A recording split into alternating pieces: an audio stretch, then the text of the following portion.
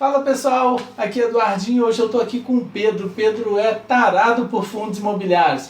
E aí Pedro, tudo bem? Tudo bom, Eduardinho? E aí Pedro, você é do jeito que eu gosto, porque você não apenas se interessou pelos fundos imobiliários, mas aprofundou nos estudos até chegar a analista de valores imobiliários e especialista em fundos imobiliários, né? Sim.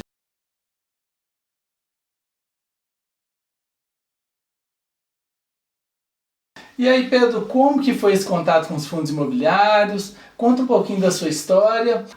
Tudo bom, pessoal?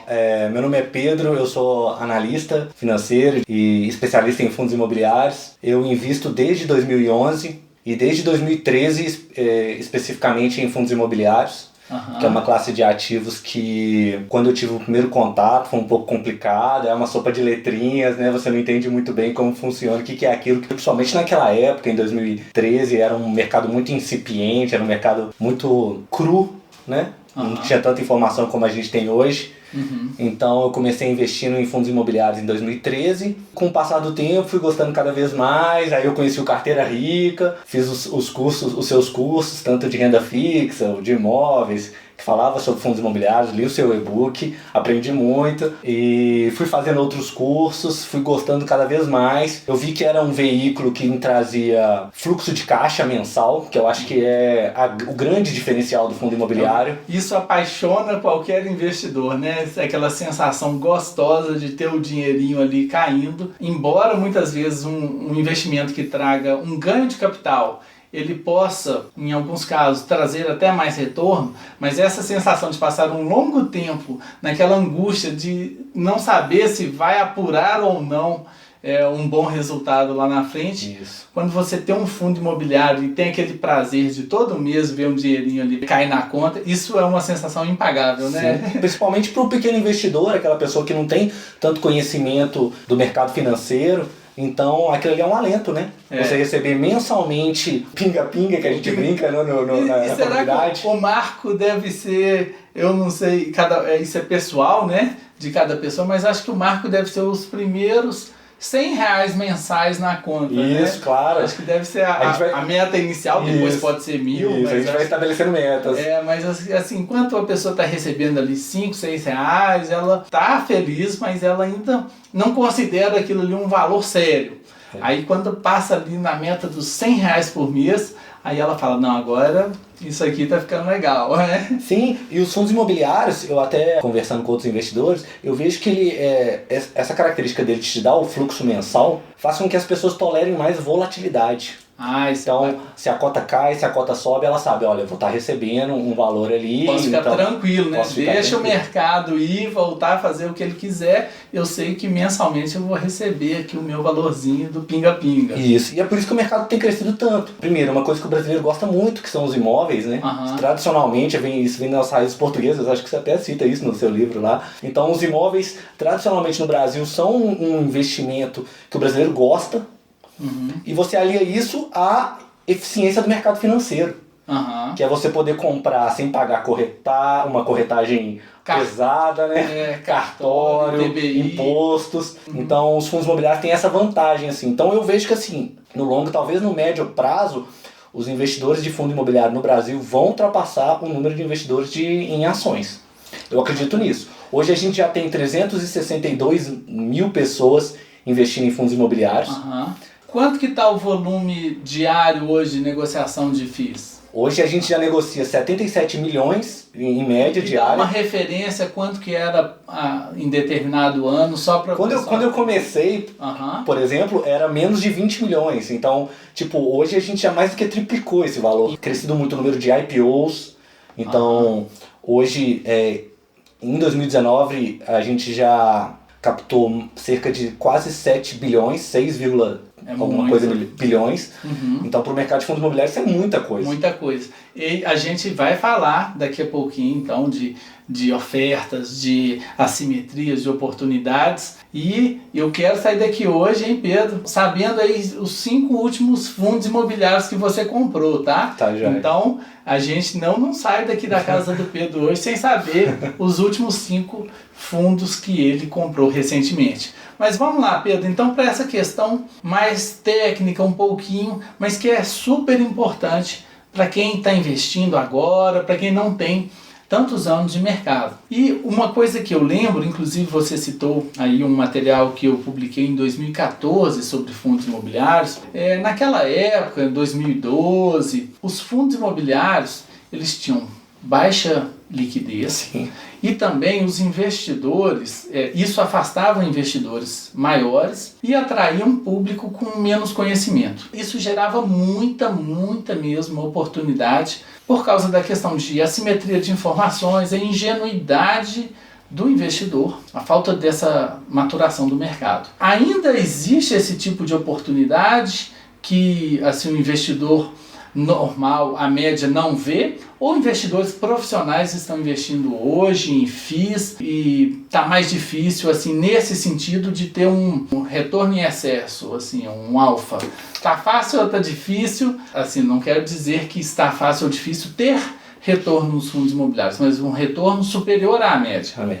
Sim, hoje o mercado ele é muito mais eficiente, né? Que é o termo que a gente usa. Em 2013, quando eu comecei a investir em fundo imobiliário, então eu posso falar a partir de lá, você não tinha tanta informação. Os relatórios gerenciais, que é uma coisa que é muito importante para o investidor em fundo imobiliário acompanhar, eles não tinham a qualidade que ele tem hoje. Ela não era a menina dos olhos das corretoras, que é hoje. É uma classe de ativos que a grande maioria das corretoras elas dão taxa zero. Então é a porta de entrada para o pequeno investidor. Então, o que acontece? Né? Em 2013 existia muita assimetria, porque os investidores eram ingênuos. Era o que o Benjamin Graham, né? O papa, né, do valuation, ele conseguia fazer lá na década de 40, a gente conseguia fazer com fundos imobiliários aqui no Brasil em 2013. Que hoje o mercado, ele precificando melhor. Ele precifica muito melhor. Hoje existem vários analistas de várias casas de research que cobrem os fundos imobiliários, então eles já têm uma visão muito mais apurada, refinada sobre essa classe de investimento. Tocando um pouco nessa questão de casa de research, você acha que existem casas de research hoje que manipulam o mercado? Acredito não, eu vejo isso claramente, porque como eu acompanho o mercado diariamente, abro o pregão às 10, termino o pregão às 5, então eu vejo que, como eu acompanho também as casas de research, eu vejo que várias recomendações, principalmente porque ainda é um mercado ilíquido comparando com as ações, uma recomendação de uma casa de research, ela faz um estrago no mercado. Faz um estrago, né? E tanto no mercado secundário, que a negociação diária, quanto nos IPOs, né? Ou subscrições. Então, hoje em dia, uma subscrição, inclusive agora, né, essa semana mesmo, uma subscrição que foi recomendada por casas de research, mais de uma inclusive, ela deu um rateio inédito na indústria de fundos imobiliários, que foi um rateio de 5%. Então, se você investia lá 100, você recebia 5 cotas. Mas se você pretendia investir 100. Um rateio de 5%, Pedro, isso não seria um sinal de uma euforia? Não seria um sinal de alerta? Entendo que sim. A gente vive hoje, a gente até brinca nas comunidades, a primavera dos fundos imobiliários, tanto por estar sendo, pelo número de aumento de investidores, pelo aumento expressivo, cada mês a gente vai batendo aí 5, 6% de aumento de número de investidores. E as pessoas só veem os fundos imobiliários se valorizando. Então, em 12 meses a gente já tem mais de 20% de valorização do IFIX, superando inclusive bolsa, etc. Então as pessoas têm pagado qualquer coisa nas cotas e isso que é o grande alerta que a gente tenta fazer hoje. Isso, e quando eu faço esse tipo de crítica, às vezes as pessoas me entendem mal. Os fundos imobiliários são, no mercado financeiro, os principais, junto com ações, nesse momento, investimentos meus. Então, e há bastante tempo que eu uso os fundos imobiliários para geração de riqueza. E quando eu faço esse tipo de consideração ou crítica, se não é um sinal de alerta, não é uma crítica ao fundo imobiliário, mas ao momento em que o mercado de fundos imobiliários se encontra, justamente por esse sentimento eufórico excessivo por parte dos investidores. Então, não é uma crítica aos fundos imobiliários, os fundos imobiliários são muito bons, mas a situação talvez seja de sinal de alerta. Sim. Quando esse tipo de acontecimento, né, vem à tona, um rateio de 5%, um rateio recorde nas cotas. Para quem de uma emissão grande, uma emissão grande do HGLG11, o fundo da Credit Suisse. Em termos especificamente dos fundos imobiliários, vamos falar aqui um pouco de fundos de papel. Hoje você tem fundos de papel? Tem uma posição residual em fundos de papel. Porque... Você acha que eles já deram o que tinham que dar nesse momento? Sim, porque os fundos imobiliários, eles são, para quem não conhece, inclusive, eles são divididos em duas grandes classes, que são os fundos de tijolo e os fundos de papel. Os fundos de papel são subdivididos em fundos de fundos e os fundos de papel clássicos, que são os que investem em CRIs, em LIGs, enfim, em títulos mobiliários atrelados ao mercado imobiliário. Os fundos de papel clássico, retirando aí os fundos de fundos, eu entendo, inclusive acompanhado até por outros analistas, etc., que eles têm um ciclo de mercado também. Parecido com os títulos públicos. Com os títulos públicos. Eles são precificados no mercado, inclusive, parecido com títulos públicos, com a renda fixa no geral, né? Porque são créditos privados, mas eles ali acompanham também a renda fixa. Então a marcação a mercado deles é dada muito por esses indicadores. Então, hoje eu tenho uma posição residual num fundo high grade, porque entre os fundos de papel a gente também subdivide em fundos high grade e high yield. São os que pagam mais, os high yield pagam mais, com uma qualidade de credores mais deficitárias, né? Às vezes pessoas físicas, etc., mais pulverizado. E tem os fundos de papel high grade, que são aqueles que investem em CRIs de empresas de grande porte, com balanço financeiro muito sólido, etc.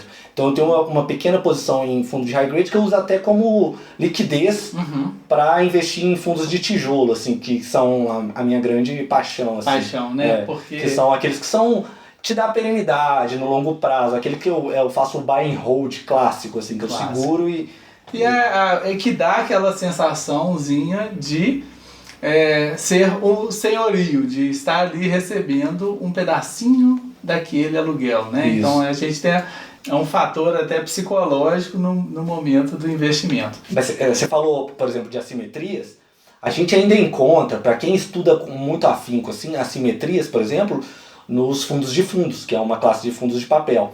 Porque os fundos de fundos, eles compram outros fundos imobiliários. Então, muitas das vezes, você estudando a carteira daquele fundo de fundo, você encontra distorções de valor de mercado e valor patrimonial, o que ele tem na carteira, o que está... Porque eles são precificados em relação ao valor patrimonial. É mais fácil, porque é matemática pura.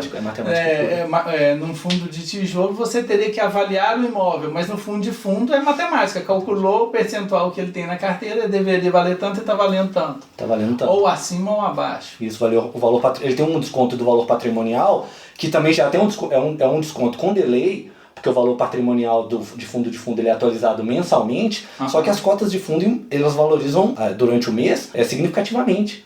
Então o fundo de fundo ele tem uma posição relativamente grande em um fundo imobiliário e aquele fundo imobiliário valorizou, o valor patrimonial dele vai valorizar no mês seguinte. Então é uma ótima estratégia para às vezes comprar com desconto fundos imobiliários de maneira indireta. Sim, e Eduardinho, inclusive eu falar isso assim, às vezes muitas das vezes é considerado até uma heresia no mercado de fundos imobiliários, porque as pessoas acham que os fundos de fundos, você está pagando taxa para o gestor do fundo de fundos, você está pagando taxa indiretamente para o fundo que você está comprando. Exatamente. Sim, eu estou fazendo isso. Mas, se existir uma simetria que justifique essa minha aquisição, eu compro, eu não tenho preconceito contra isso. Porque também é uma questão matemática. É o que você está perdendo na taxa duplicada. Na taxa sobre taxa. Você está ganhando por um desconto aí no ativo. No caso das ações, isso acontece muito com as holdings, quando elas detêm participação e tanto a holding quanto a investida, todas têm ação na bolsa. E aí muitas vezes vale a pena investir. Você detecta aquele desconto. Um desconto e vai na holding para poder ter uma participação relativamente maior, mas a um custo mais em conta. Infelizmente, existem algumas práticas de mercado que o investidor deve ficar atento e muitas vezes o investidor iniciante ainda não passou pelas situações desagradáveis que se costuma passar em todo tipo de mercado. O mercado de fundos imobiliários não é diferente. A situação desagradável comum seria inadimplência, vacância, mas isso é do risco negocial daquele investimento. Mas existe também um outro risco que se concretiza naquelas situações em que há conflitos de interesses. Então, o gestor não está alinhado com o investidor, né? O próprio emissor do fundo ali naquele momento, empresas que estão querendo se desfazer de alguns imóveis e a intenção delas é se livrar de um pepino e ela aproveita um momento de mercado, de euforia, para empurrar esse pepino para as pessoas físicas, para os investidores mais incautos. Então, nesse momento, acho que se deveria tomar um cuidado redobrado com isso, porque o mercado financeiro só tem malandro. E se você é igual na mesa de pôquer, se você não sabe quem é o pato, é porque o pato naquela mesa é você. Atenção redobrada aí para todo mundo. Mas tem havido oferta de fundo com renda garantida? Não, isso aí é um trauma do mercado, na verdade, Eduardinho.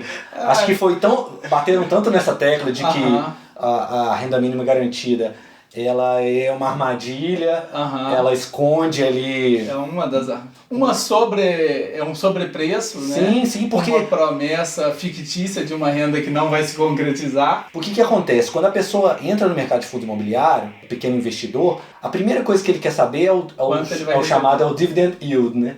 Que é a rentabilidade que ele vai ter mensalmente ou anualmente sobre o que ele investiu. Então, com a renda mínima garantida, você conseguia fazer umas distorções incríveis em relação a isso. Exatamente. Você investia tanto, você tinha 1% ao mês com a Selic a 6%. De maneira muito fácil, né? Porque você não submetia aquele preço a mercado. Você como que fabricasse o preço que queria. Sim. A gente percebe também quando o inquilino, né? Quando a empresa está vendendo um imóvel em que ela mesma é inquilina, a gente ainda percebe esse tipo de situação pode ocorrer. Ela se submete a pagar um aluguel superior ao de mercado para o fundo imobiliário para que ocorra uma precificação mais alta, ela embolse de uma vez, porque o cálculo é trazendo a valor presente um fluxo de caixa futuro, ela infla esse fluxo artificialmente. E aí, na primeira oportunidade que ela tiver ali depois, na primeira revisão de aluguel ou no primeiro vencimento, no vencimento daquele contrato, ela ou encerra o contrato e muda para outro imóvel, ou ela vai pedir uma revisional, e aí o choque de realidade vem para o investidor. Bom, o assunto está muito bom. A gente aqui teria que fazer uns 2 ou 3 programas, no mínimo, para conversar o básico dos fundos imobiliários, né, Pedro? Mas, como prometido, eu queria saber, de curiosidade, os últimos 5 fundos imobiliários que você comprou, Pedro. Dá para você compartilhar aqui com a gente essa informação? Eu vou tentar, Eduardinho, porque o que acontece? Com a minha carteira de fundos imobiliários, eu invisto cerca de 80% a 90% em posições de buy and hold, clássico de renda, a posição de fundos perenes, fundos que eu acredito por longo prazo. Então, a grande maioria da minha carteira tá nesses fundos, e eu não acho que é o momento ideal para investir nesses fundos, dada essa euforia toda. Então eu entro muitas das vezes só em subscrições, que o valor que vai vir na oferta é muito abaixo do que está no mercado, etc. E o restante da minha posição, cerca às vezes 20% a 10%, fica oscilando ali, são as minhas posições táticas, que são as que eu faço esse trade, né? Tento ganho de capital com fundo de fundos, às vezes um fundo de papel, e até fundos de tijolo, que eu não acredito por longo prazo, mas eu vejo distorção entre preço e valor, né? Como diria o Warren Buffett. Adoro isso, eu adoro fazer isso também, é exatamente o que eu faço, ao mesmo tempo em que eu tenho algumas ações que estão fazendo aniversário de 10 anos na minha carteira, de vez em quando compro uma aqui ou outra ali, porque eu percebo uma situação, né, que pode ser explorada. Desculpa interromper. Não, vou tentar falar aqui um pouco. O que acontece? Hoje no mercado, eu compraria, não são os últimos 5 fundos imobiliários que eu comprei, dada essas características que eu estou te dizendo, porque os últimos 5 que eu comprei são subscrições de fundos que a pessoa não vai ter, etc. Exatamente. Eu paguei um valor muito menor, porque os fundos imobiliários crescem muito no momento de euforia, porque é a hora que o gestor sabe que ele vai captar, né? Então isso é bom também para o mercado. A gente tem falado muito, né, às vezes falado mal dessa questão da euforia, mas também é bom porque o mercado cresce, o mercado expande, as pessoas chegam, a liquidez aumenta, então os fundos imobiliários crescem, e os fundos imobiliários crescerem é maravilhoso, porque você tem mais fontes de renda, mais inquilinos, mais imóveis, mas sem enrolações. Então vou dizer aí alguns fundos imobiliários que eu acho que na cotação de hoje, que eu estava acompanhando o mercado, eu compraria ou daria uma recomendação de compra para algum amigo, etc.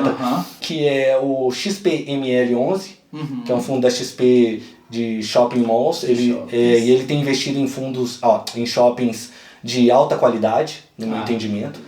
Shoppings irreplicáveis, em locais de alta densidade demográfica. Eu gosto muito desse fundo, assim, nos preços atuais, fazendo uma análise comparativa, porque em fundos imobiliários, diferente das ações, a gente não faz só o valuation clássico, a gente tem que fazer a análise comparativa, porque não são tantos fundos assim, né? Então fundos de shopping a gente compara entre eles, então comparando entre eles, eu acho que é um fundo que eu investiria hoje. O fundo de shopping é sensacional porque você está comprando não apenas um imóvel, mas um negócio, uma participação no negócio, sim. Porque um percentual do aluguel costuma ser um percentual das vendas. Isso. Então ele depende das vendas, ele não é apenas um valor fixo de aluguel que vai sendo reajustado por inflação, mas ele então você acaba sendo um pouquinho sócio de um negócio, mas um negócio muito mais estável do que um negócio convencional. Isso, porque o lojista ele paga não só o valor fixo dele ali, como um percentual das vendas. Então você se sente, é o que você disse, você se sente mais sócio, né? Você quer acompanhar o negócio em si, você quer saber qual que é o fluxo de pessoas que transitam naquele shopping, se a receita com estacionamento tem aumentado. Inclusive é a minha classe favorita de fundos imobiliários, apesar dele ter um menor yield, ele é mais promissor, com uma recuperação econômica.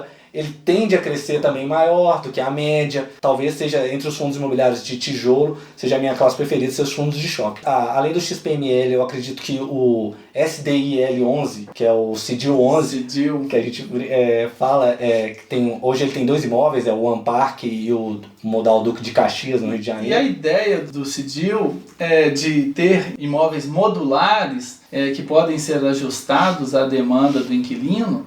Na época do lançamento dele foi algo assim inovador, não tinha muitos parques logísticos com essas e ainda viu, Eduardo? Pelo menos na indústria de fundos imobiliários, os galpões do CDIL 11, principalmente o Duque de Caxias, que foi o primeiro dele, ele é vanguardista nesse sentido, porque há um condomínio logístico. Então, eles conseguem ratear despesas. Isso tem um diferencial muito grande, atrativo para as empresas. Tanto é que a vacância dele histórica é baixa. Porque, e está no Rio de Janeiro, que é um mercado que sofre muito, desde a crise com a Petrobras e todo esse problema com o serviço público, né, que a gente tem acompanhado aí. Então é um mercado que sofreu muito, imóveis de escritório, etc. Mas o SDIL11, que é gerido, na minha opinião, brilhantemente pela Rio Bravo, tem mantido uma vacância baixa e ele fez subscrições para crescer, que eu acho muito importante. E então eu acredito muito nesse fundo. Então hoje teve uma queda considerável dele, eu acho que é um fundo imobiliário que eu investiria hoje. A gente percebe que existem certos administradores e gestores no mercado que eles se destacam por fundos de extrema qualidade, enquanto outros estão ali realmente atrás do dinheiro. Mas assim, existem, não vou citar, mas existem assim. Sim. E você poderia citar um? Assim, a experiência traz isso pra gente, né, Eduardinho? Por isso que fundo imobiliário é bom a gente começar com pouco e aos poucos, não só por conta dessa euforia, mas por conta da experiência que te traz o tratamento do gestor, como ele apresenta o relatório gerencial, a qualidade dos ativos você também só consegue entender com o tempo, a perenidade dele. Então um fundo imobiliário para longo prazo, o que é importante para ele? É como você avalia qualquer outro imóvel. Se ele ficar vago, vai ter outra pessoa interessada nele? Isso é muito importante. Então isso você só consegue detectar com o tempo, porque com o tempo você vê que houve uma vacância naquele imóvel e rapidamente conseguiu ser preenchido. É qualidade do imóvel, é a gestora que é boa. Então hoje eu destaco, por exemplo, a Rio Bravo como uma gestora ativa. Sabe, é uma gestora que ela está atrás de oportunidades, ela aloca o capital rapidamente. Então você vê que ela tem essa preocupação com o fundo dela. Então um outro fundo que eu gosto, assim, que inclusive é polêmico em certo sentido, é o RBVA11, que era o antigo AGCX11, que era um fundo exclusivamente de agência bancária, da Caixa.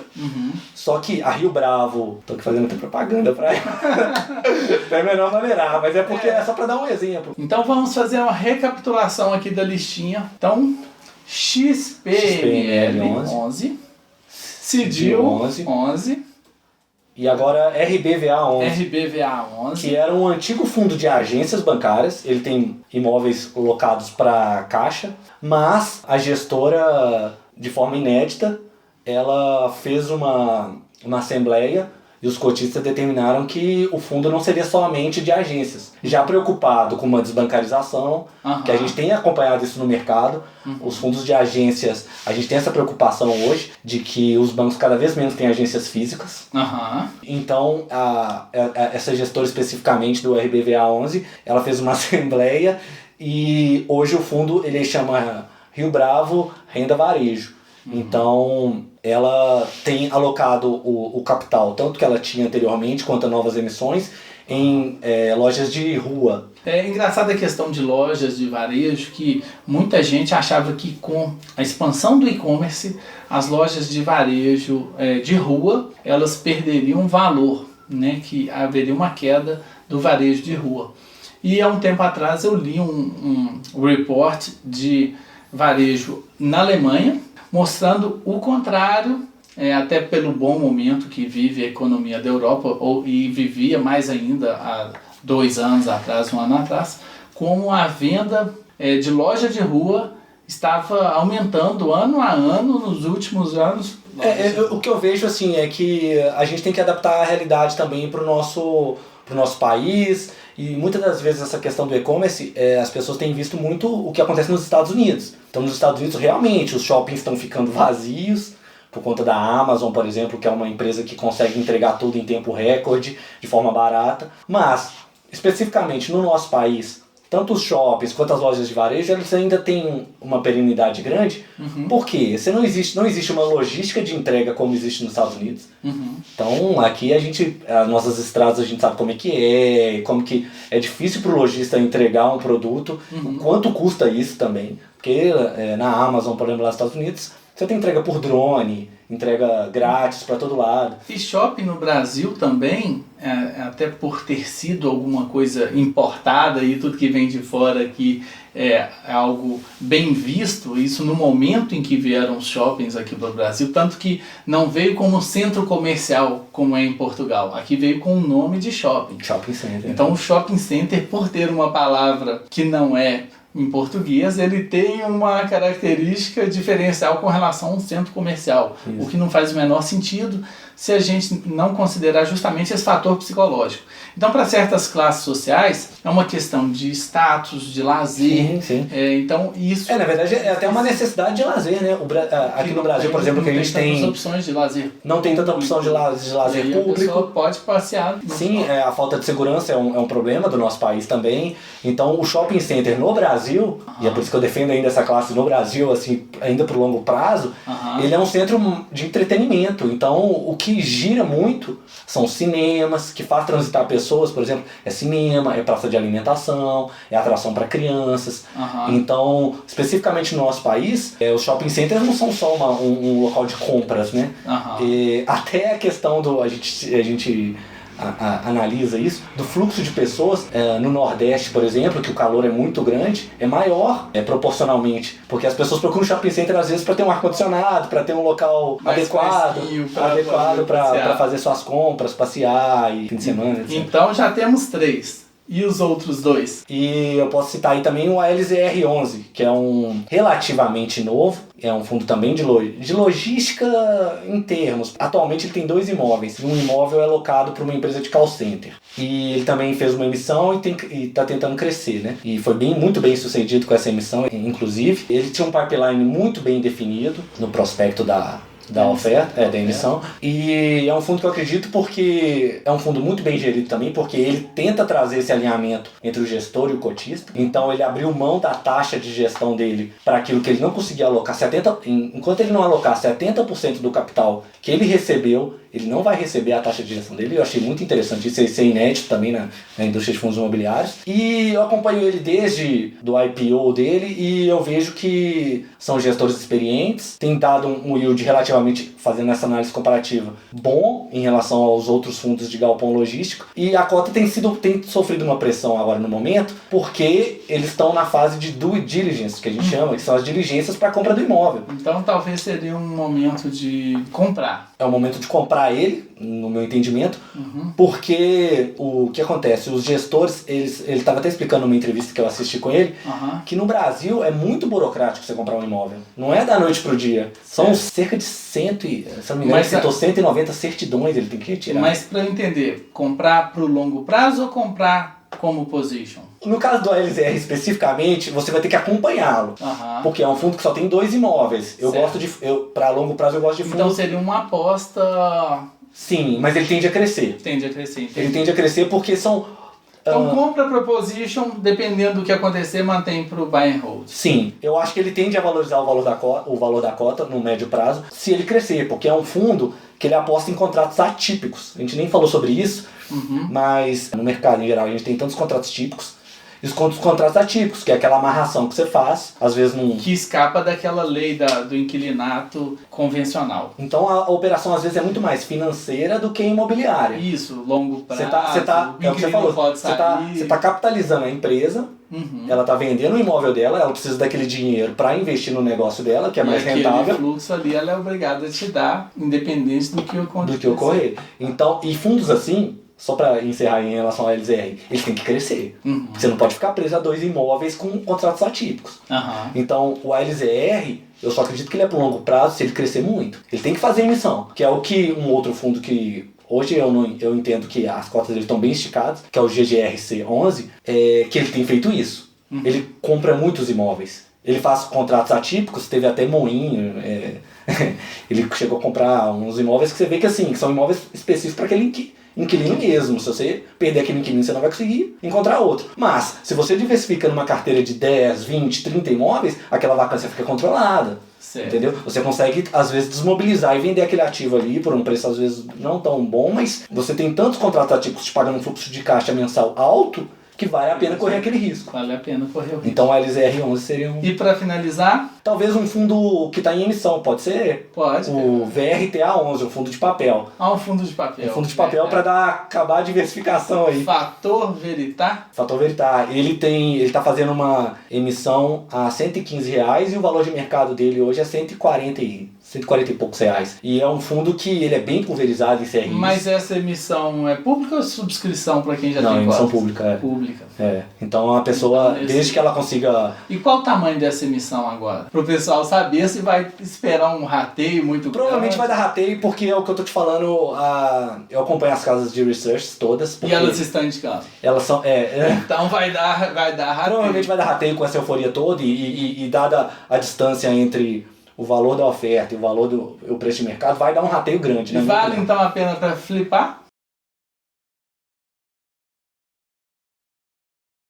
Se você tiver tolerância a risco, tiver alocar um capital que você não está ali, talvez... Mas como tem sido o primeiro dia de negociação das emissões que ocorreram esse ano?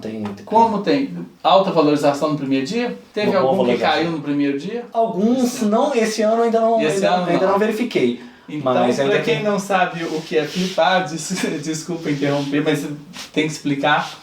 É fazer uma reserva e, nesse caso e vários casos, esse ano tem acontecido rateio, e aí no primeiro dia de negociação daquele papel, ou no segundo dia, ali imediatamente após o início, você aproveita que as cotas sobem justamente por causa desse desequilíbrio de demanda e do tamanho da oferta, e aí você vende ali, então você consegue ganhar 2, 4. Sim. No BBPO, lá atrás, eu ganhei 20% no primeiro dia de negociação. Vendi tudo porque eu achava que estava desarrazoada aquela variação.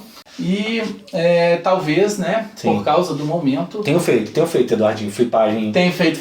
É um momento, esse momento de euforia leva a esse ganho fácil que é o ganho da flipagem. Mesmo que você não esteja pensando em criar uma carteira nesse momento assim muito grande dos fundos imobiliários, embora sejam excelentes ativos, mas talvez para flipar, talvez valha o risco, né? Eu acho que sim. Se você tem essa tolerância a risco e ser uma pequena parte do seu capital, acho que vale a pena sim. Eu faço isso. Não vou ser hipócrita de dizer, não faça flipagem só a longo prazo. Não, a flipagem, muitas vezes ela pode te ajudar aí a aumentar o seu patrimônio. Seu patrimônio.